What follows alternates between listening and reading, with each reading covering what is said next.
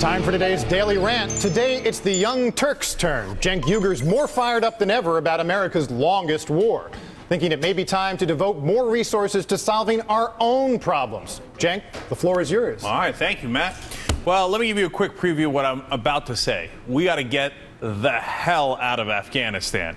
But let me tell you why I'm bringing it up today.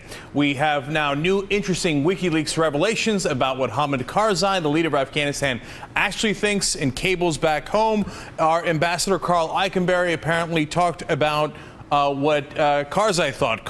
Here's the quote. Karzai then returned to a familiar theme, his wish for Afghan-U.S. relations to recover the spirit of 2002 and 04, a period Karzai sees as a golden age in the relationship. Oh, the good old days of George W. Bush and not paying any attention to Afghanistan.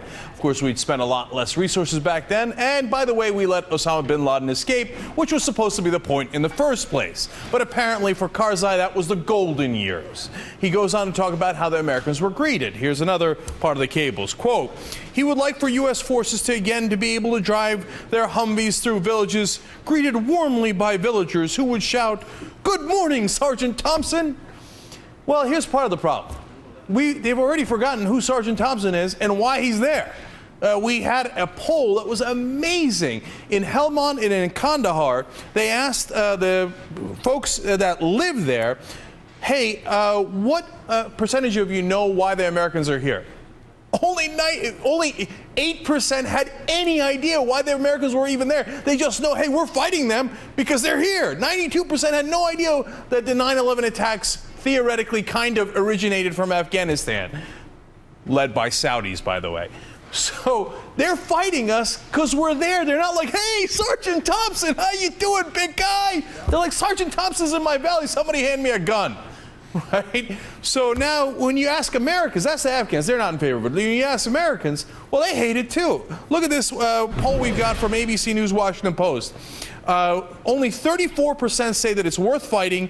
60% say that it's not worth fighting the war. That's as high as it got during the height of the Iraq War disaster.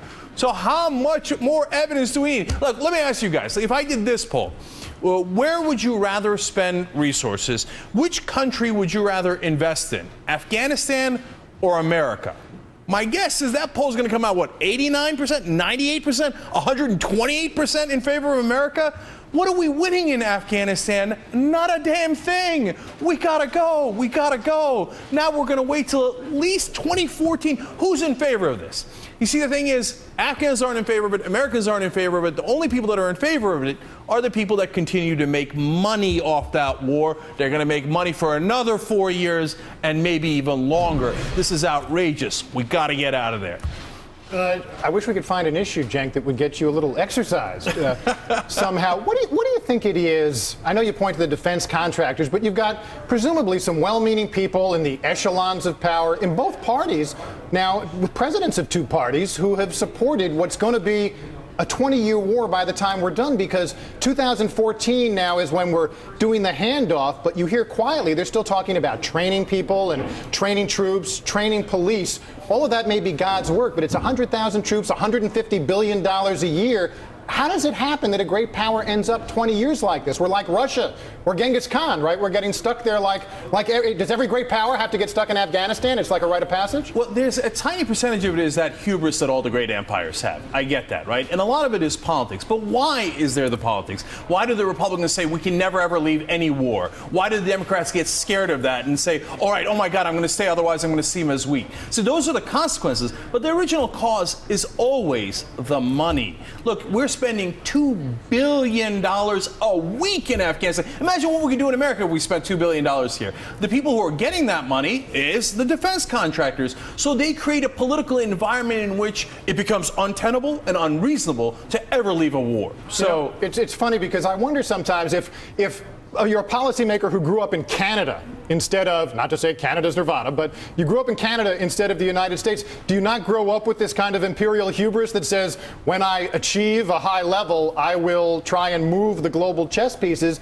in ways that end up leading, maybe with good intentions, to real folly? It's just the mindset. Well, look, part of it is hubris, no question about that. But the other part of it is that although Canada's system might also be imperfect, all of their politicians are not deeply bought. Our politicians run their campaigns based on money that they get from lobbyists. That affects everything, including the decision to go and to stay in war. And yet I do think you got to empathize. There must be some folks, even some soldiers on the ground, who believe somehow they may be wrong-headed, but it seems too much to say it's all money. That seems a little too No, they convince unicausal, you know? No, but wait a minute. They convince You're a financial determinist. Right. No, look, they could tell the guys on the ground, oh, freedom and stuff. And what we're going to win? What are we going to win? What are we winning? Nobody even knows. Nobody can answer that question, right?